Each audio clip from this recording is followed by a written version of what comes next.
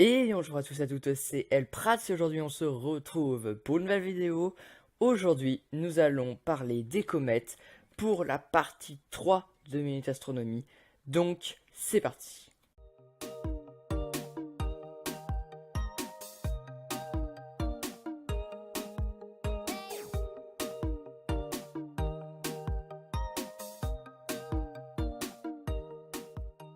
Tout d'abord, nous allons nous intéresser à savoir ce que c'est qu'une comète. Donc nous allons commencer avec la définition. Une comète est un corps à peu près sphérique qui peut atteindre une dizaine de kilomètres de diamètre. Il est constitué de glace et de poussière. Elle est en orbite, sauf perturbation, autour d'une étoile. De près, il ressemble à des astéroïdes, et en s'approchant du Soleil, le gaz et la poussière contenus dans la comète s'échappent et forment une queue qui peut atteindre parfois des millions de kilomètres. Elles contiennent de la matière organique essentielle au développement de la vie, et peut-être même la vie elle-même sous forme de bactéries, capables de résister au froid et au vide de l'espace.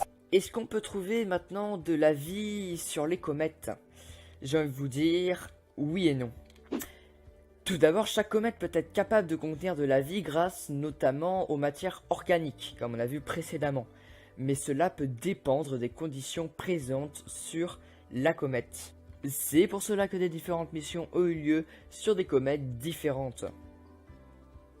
Tout d'abord, la plus connue c'est Rosetta et Philae. Vous devez en entendre parler vers 2014, quelque chose comme ça. Et oui, car Rosetta est une mission dont l'objectif principal est de recueillir des données sur la composition du noyau de la comète 67P Churymov-Gerasimenko, surnommée Chury, c'est plus facile quand même, et sur son comportement à l'approche du Soleil. Voilà, donc c'était vers 2014, Rosetta s'est approché de Chury pour déposer Philae. Comme vous le voyez juste à droite, c'est là où Philae est atterri, qui est mal atterri, mais qui est atterri sur Chury. Ensuite, nous allons voir la sonde américaine Stardust qui a été lancée le 7 février 1999. Elle est passée à moins de 236 km de la comète Wild 2 le 24 janvier 2004. Elle prélève de la poussière en traversant sa queue et la ramène sur Terre le 15 janvier 2006. Et d'autres missions ont eu pour objectif de passer pas très loin de la comète Halley. La comète Halley qui est une comète quand même assez connue. Donc il y a eu les missions Sakigate, Suisei ou Giotto, ou Giotto, je sais pas comment on prononce. En clair, il y a eu quand même pas mal de missions qui sont approchées près de la comète Halley.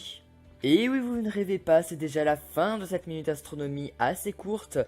Évidemment, c'est la fin de cette minute astronomie, de cette longue minute astronomie qui a été divisée en 3 parties.